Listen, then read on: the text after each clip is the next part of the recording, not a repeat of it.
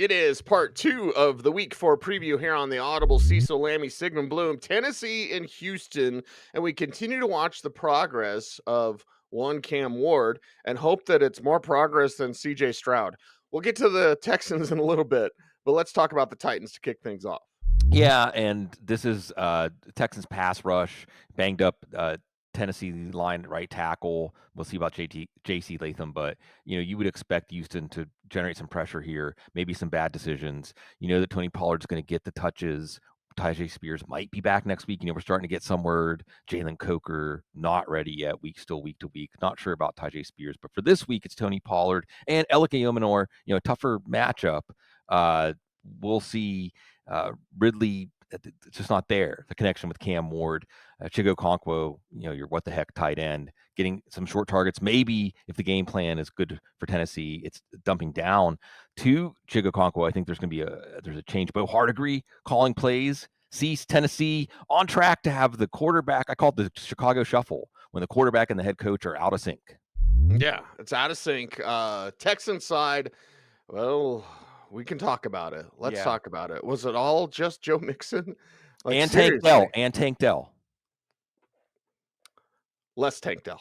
Well, just Tank Dell could take advantage of the space in a way. Sure. Not as much as he needed to. For brevity's sake, I won't get into that argument about Tank Dell. I do love, man, if you're a Sigmund guy, you're like Sean Payton.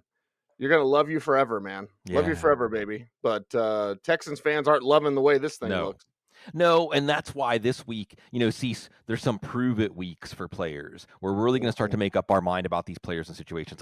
Like Cincinnati Jake Browning against Denver on Monday night is a good one. Like, where are we going to go with this Houston offense? If they can't do it against Tennessee, Nico Collins, we're still going to play him. But Christian Kirk at least got 8 targets. If he's going to do anything, Dalton Schultz, desperation tight end. What the heck flex preview, Woody Marks and Nick Chubb splitting this down the middle. If the Houston offense doesn't start to look more functional against a matchup like Tennessee, then we're going to put them in the bottom 10. And we know this offense isn't really going to create any overachievers. Yeah, not going to create any overachievers. And your fantasy team's going to be wondering what's going on. And you said prove it game, Bloom. I thought you were just going to jump immediately to our next contest, which is the Colts and the Rams. If there was ever a prove it for the Colts, because the combined record of their opponents is what, 1-9, something like that. Okay, Colts, Indiana Jones, let's see what you can do this time on the road against the Rams. Yeah, and Jones, Jonathan Taylor scored 3 touchdowns last week, so Jones didn't have a big fantasy game, but he's piloting a great offense. And it's a test because the Rams have that great edge rush duo, Byron Young and Jared Verse, and there's just more expectations. See, sometimes, and it'll be interesting to see if Daniel Jones can be kind of impenetrable, put a force field around the expectations, because that also seemed to be when he was defying expectations and ended up getting a new contract, going and winning a playoff game. Everything seemed to be ascending. Jonathan Taylor, taking the mantle from Derrick Henry as just the running back, the archetype hard-charging running back right now, leading fantasy teams. So he's a signature player. Alec Pierce is likely out. You got Josh Downs, Adonai Mitchell, remember, who had a big summer. What the heck flex plays, but we know that Michael Pittman is steady. And Tyler Warren, hopefully a little healthier, watch his practice report, but he's got to be in lineups. So that's part of why we trust Daniel Jones. And we could see a good old quarterback duel, because my Aiken scoreboard from Matthew Stafford putting up points and yards with his receivers. Yeah, let's talk about Matthew Stafford and company and the Colts. Hey, if they're going to try to track meet you, I think the Rams are prepared for that, Bloom. Yeah, and I just got to mention with Matthew Stafford, too, he and Clayton Kershaw almost look like interchangeables. Kershaw announcing his retirement. Stafford was at the game. L.A. guys. And it's like fraternal twins, great athletes. And Matthew Stafford making great results for Puka Nacua. Kenny Moore's probably out in this one, the great slot corner for Indy. So you like Devontae Adams. Kyron Williams looked renewed. And this could be one of those situations where, again, Kyron Williams going down from 85% snaps to 70%. Volume is king for running back, but maybe a player like Kyle Williams, a little undersized, is a little fresher. Maybe this could help. Ollie Gordon's role could help get to the Monday night game and Devin Achane. So you like Kyron Williams, who actually is rebounding, even though his workload is getting smaller. And then Blake Corum looking good one of the guys that just needs an injury, adding a lot to this offense, maybe eventually adding a lot to our fantasy teams. And yeah, this is going to be a great game to watch. Yeah, a great game to watch. I love it. It'll be absolutely riveting. Unlike Jacksonville and San Francisco, I don't know exactly the movie quote, but are we the baddies? Is Trevor Lawrence the baddie? Trevor, and not like Latina baddies. I'm talking about like just bad at football and keeping things down. Oh, don't get me started on Latina baddies. Trevor Lawrence keeping things down for Jacksonville, this time on the road against San Francisco. I mean, it's all on him. It's all on him to get this thing jump started. Yeah, and that's the story here. It's interesting watching, Chip Kelly questions, Caleb Williams and Ben Johnson answers, Liam Cohen and Trevor Lawrence even more questions, and what Brian Thomas questions, Travis Hunter questions. Where's the big reveal? Where's the big new age of Jacksonville football, offensive football? It's not happening. And Brian Thomas Jr., you feel like you have to keep putting him in your lineup because just one play can make it happen. And you hope if you're Liam Cohen, you're going back to the drawing board and figuring this out, getting this connection going. They're saying not a larger role for Travis Hunter, Parker Washington, the What the Heck Flex, Brenton Strange. Yeah, we all knew in the offseason it's going to be the Parker Washington, Brenton Strange pass offense. That's where we're at. That's not good. Travis Etienne, more of What the Heck Flex, low end running back too, as we see Bashal Tootin coming on. The running game is, if there's something for them to hang their hat on, San Francisco losing Nick Bosa here. Lots of talk about, hey, San Francisco maybe make a trade because San Francisco's winning ugly. Jacksonville's been playing ugly. So, hey, this sounds like a good match. Sounds like a good match. And it sounds like, is Brock Purdy going to be back? Full disclosure, Thursday morning is when we are recording this show. So we're waiting on the injury report and the injury status. And well, off the top of my head, Bloom, on Wednesday, I don't remember seeing much about Brock Purdy. So let's talk about that, obviously, in the way it impacts what the 49ers can do. Is Jacksonville's defense good? I'm not sure. They let Jake Browning come back on them after Joe Burrow went out and the air went out of the stadium. They faced Bryce Young when he looked pathetic. They faced Houston's offense, who we already talked about in this show. So Brock Purdy should be back. A lot of optimism. Now he kind of has to be back with Mac Jones playing that knee brace at the end of the game with the game-winning drive. Who is Brock Purdy going to be throwing to? Ricky Pearsall probably missed practice on Wednesday. They're saying it's precautionary. Stay tuned there. Juwan Jennings, the good news is it's not shoulder ankle anymore. It's just ankle, but still not practicing. So DeMarcus Robinson's back from a suspension. Kendrick Bourne is there. Remember, he's played with Mac Jones and in the Kyle Shanahan offense for a long time. And a lot of Christian McCaffrey, probably another 9-10 catch game. But Brock Purdy should be able to be resourceful against this Jacksonville defense. And it's San Francisco, again, very satisfied when ugly. And I'm very interested to see, could they go get Trey Henderson? Could they go get somebody that shows we think this team with Brock Purdy can get back to the Super Bowl? Yeah, we think that we're better than that. And well, they've got the record to march and continue to do that. We'll see if they stay on that track. Speaking of tracks, the track that we didn't think either one of these teams would be on, Baltimore and Kansas City. One of these guys, oh God, math, is going to be 1-3 after this game, unless they tie. God forbid they tie. It'd be like 44-44 if they tie. I know. In the Baltimore Ravens, we're going to start with that side. What is it, like 111 points in the first 3 weeks, to most by any NFL team ever to be 1-2 and blah, blah, blah. Like, all right, Baltimore, we know what you can do offensively. We know what you can't do defensively. And, well, King Henry, probably going to slam a few Chiefs defenders, my guess. Yeah, you have to think that Lamar Jackson, Derrick Henry, just pissed off. Sorry, Joe. Oh, yeah, super pissed. Sorry, Joe. Just pissed off. Henry losing fumbles in 3 straight games. Lamar Jackson, I mean, this is becoming the motif of his career. It's just a breathtaking, incredible player. But something about his Ravens teams, in crunch time, in these moments, in the gut check moments. So from a fantasy standpoint, Lamar, Henry motivated, Zay Flowers, you see the range, but you got the upside. Kansas City's defense is good, not great, not worried about facing them. You do wonder, though, if the Lions exposed something with the offensive line getting those 7 sacks. Kansas City has Chris Jones, George Karlaftis has some guys, but I don't know. Mark Andrews, if Isaiah Likely's not playing, you probably go back to him. You spin the wide receiver wheel. Last week it was Bateman. 2 weeks ago it was Tez Walker.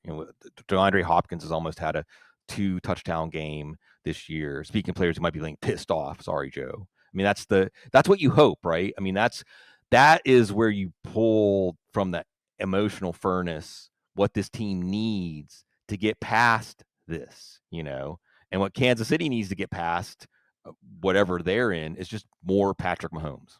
Yeah, more Mahomes and just less Kelsey and more Brashard Smith, right? I mean, we're not trusting Pacheco. We're not trusting that ground situation unless Brashard Smith gets more involved. And there's a real opportunity for Kansas City at home to get things on track. And listen, they could have this rough start and still be in the Super Bowl because we've seen the Chiefs struggle before and still make it. Now, it hasn't been these type of struggles. They've been winning one-score games. And then this year, things have been off. How do they be on Sunday? Yeah. And you would think, I think the whole Ravens defensive line missed practice on Wednesday. You saw what the Lions were able to do, just demoralize them. All the people who are like, oh, we're going to run the ball minus EP, whatever, win expected, blah, blah plays. Watch what Detroit did to the spirit of the Baltimore team in that game. But Kansas City, see, this is like the Christmas story, right? Like, oh, I cut my hair. You got me a comb, like we don't have a run defense. Well, we don't have a run game. So how do you attack that? Isaiah Pacheco, what the heck flex? Like you said, maybe some more Brashard Smith. But that Patrick Mahomes is going to put this offense on his shoulders.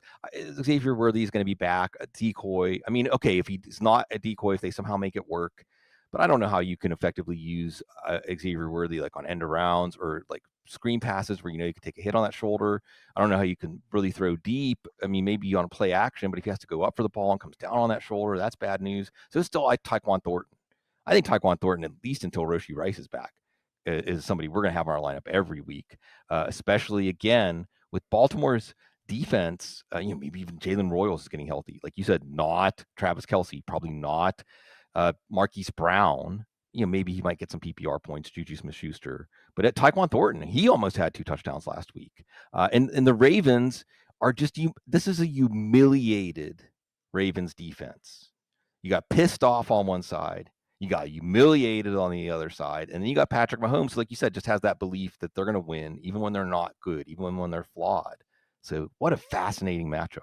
Yeah, it's going to be a great matchup. And it happens to be on the same time as Indy and LA. So there you go. 4 games down, 4 games to go here on part 2 and 2 Monday night games. It's so stupid. I hate 2 Monday night games. Anyway, Chicago and the Las Vegas Raiders. One of these teams is going up. One of these teams is, I don't know, sputtering. And I guess I could just flower it up like this, Bloom. Caleb Williams, is he going to continue to be good?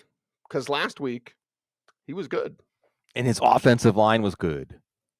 That's the thing, right? I mean, and it just shows you how quickly things can change and how stories are so important. Narrative is so important because 2 weeks in, you lost to J.J. McCarthy. I mean, it was the Vikings defense. 52-21, you got punked. But you notice that Ben Johnson is saying it is getting better. And people watching film like Ted Nguyen, JP Acosta, lots of great people watching film out there that we can learn from every week. So it's getting better. And then against Dallas, you saw like the idealized form of what it can be. And now we've gone from, this is a test year for Caleb Williams to wheels up. And against Vegas, wheels up. And I was in Chicago last weekend, and man, they must have had a great party in Chicago. Everything is feeling so good around this team right now. And then the party goes to Las Vegas. Watch out, folks. Everything in moderation, including moderation. So Roma Dunze, yes. DJ Moore, probably, at least as a wide receiver 3 flex, maybe even Luther Burden, as you see what he can do on the flea flicker, catching another pass downfield. Colson Loveland's banged up. Cole Kmet's a little banged up too. So, hey, all the more reason for we'll see if the snaps change with Burden and Zacchaeus. The more interesting thing is with the passing game humming, it's going to loosen up things for the running game. But DeAndre Swift's still a little banged up, not really doing very much. You could see my Kyle Monangai. I don't know, but I know that the Bears are going to have a lot of offensive success, and I'm not sure if Geno Smith can keep up. Yeah, Swift limited again on Wednesday's practice, just like they're not going to go to Monongai just yet. Perhaps they will. And perhaps the Raiders will get a better offensive line next year because what did I see? Ashton Genty has 144 yards rushing, 145 after contact, something like that. Like it's craziness. Block for the man. Brock Bowers needs to get healthy and well.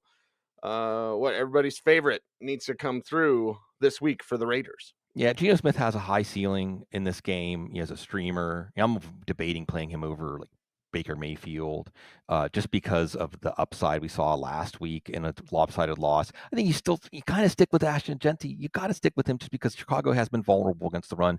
It was when Jordan Mason got going in the second half that the comeback really started for Minnesota. We saw what the Detroit running game did, and then last week Dallas was very successful running the ball. That wasn't the reason that Dallas lost.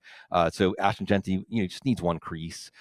Jacoby Myers, high floor. Brock Bowers, please get healthier. But either way, he's still got to be in your lineup, obviously. And Trey Tucker, just coming off of that week, 2 garbage time touchdowns, but you got to go for that. Started so promising with the win at New England. Can they do something for the home crowd? What about the home crowd in Packers and Cowboys? Always a good game. Now with little lanyap, as my buddy Brandon Stokely would say. So yes, Packers and Cowboys is up next, and the Packers being well a little bit banged up as per usual at pretty much all the positions.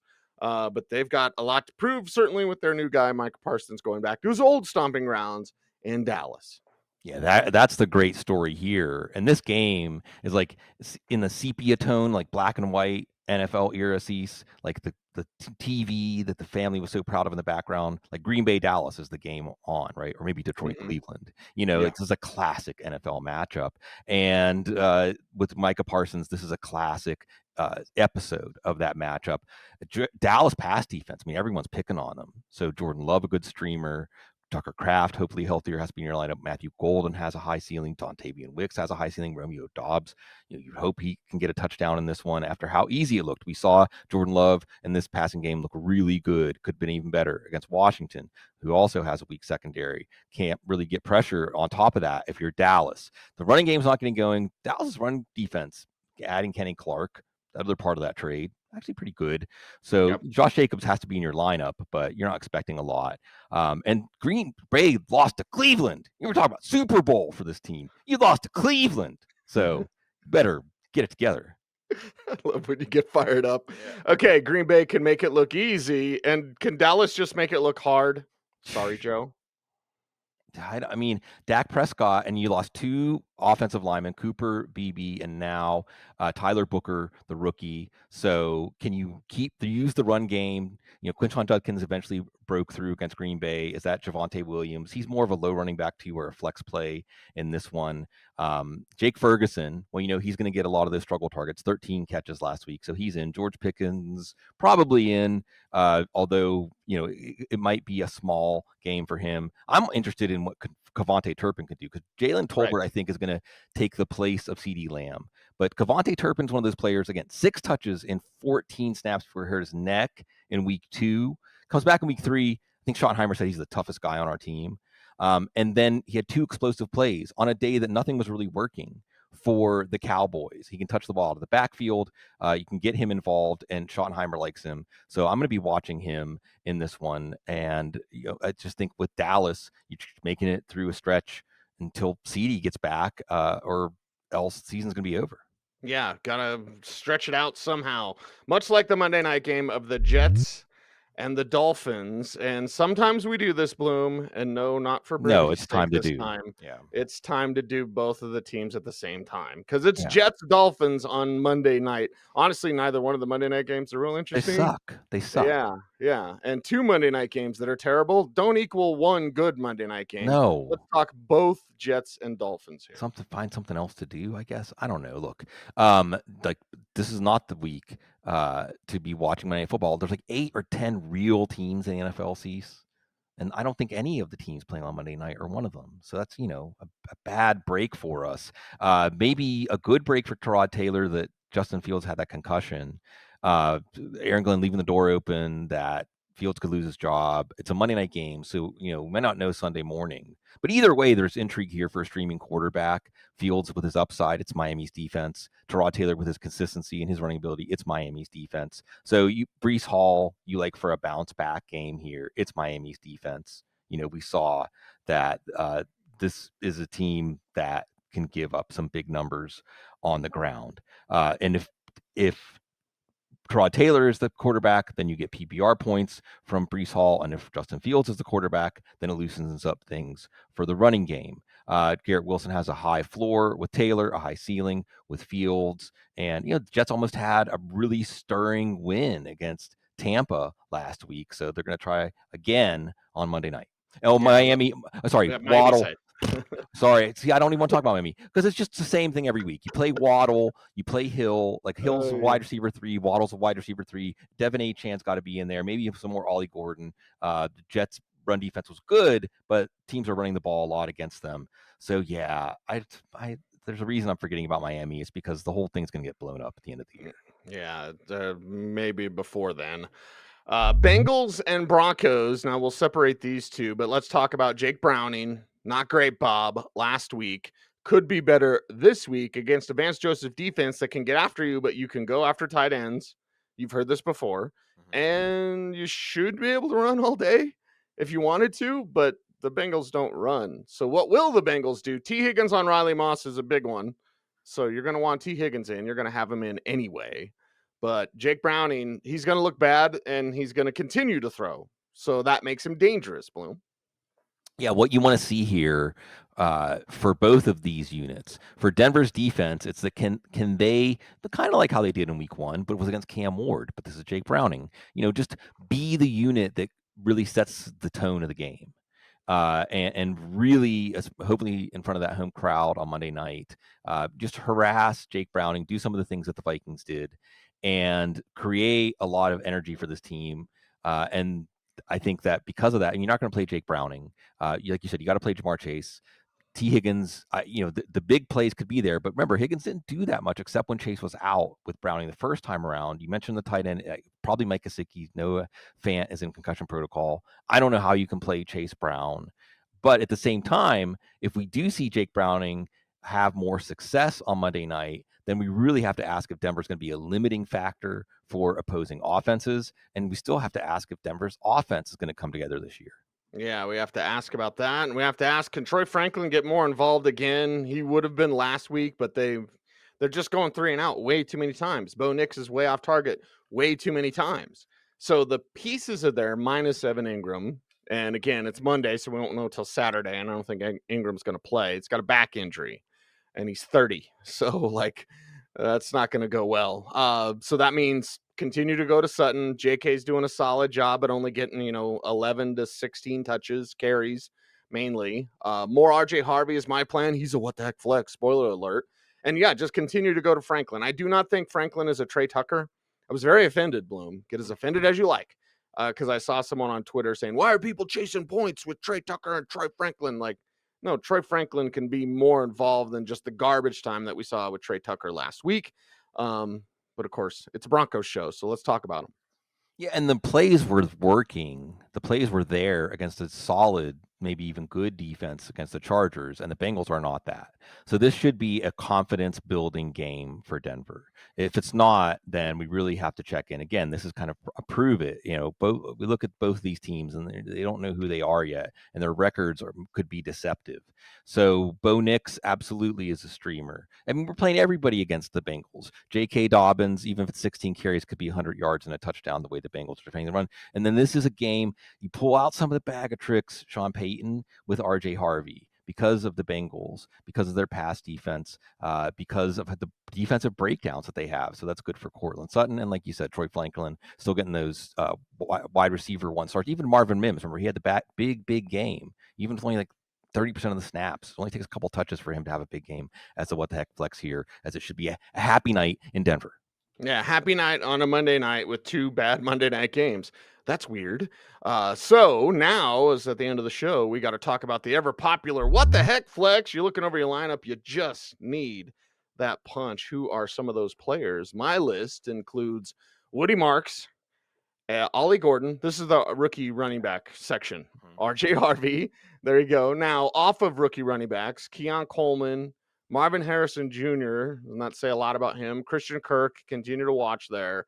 And then Chris Godwin. Again, Thursday morning, we're assuming after a full practice on Wednesday, Chris Godwin will be out there, ramp him back in, but he makes for a nice what the heck flex in week 4, Bloom. Who are some of those players you are looking to? Our lists are basically identical running back. I might add Isaiah Pacheco. Wide receiver, some other names I'd bring up, Darnell Mooney coming off the 2 drops against Washington secondary. Any Green Bay wide receiver, especially Matthew Golden, Parker Washington, and Josh Downs, Adonai Mitchell, Troy Franklin, Sterling Shepard. He'll be resourceful. And Thursday night, if you're listening before Thursday night, Torrey Horton, he scored 2 touchdowns last week. He scored twice. He's going to make it 3 games. He's got touchdowns on Thursday night against a banged up Arizona secondary. Yeah, and did you see Clint Kubiak grinning from ear to ear and called him like rookie Justin Jefferson? I was like, whoa, whoa, whoa, whoa, whoa, Colorado Clint. State. But not Justin Jefferson. That's not Justin Jefferson. And I love Torrey Horton. Anyway, I love you, Bloom. I love you. our audience. I love Joe Bryan. I love football guys. And I love if you help us out here on YouTube. Like, comment, share, subscribe, hit the notification bell so that you never miss a vid. And we appreciate you very much. He's Sigmund Bloom. Follow him on all the socials at Sigmund Bloom. I'm at Cecil Lammey. The show's at The Audible, saying thanks for watching, everybody. Stay tuned and stay frosty.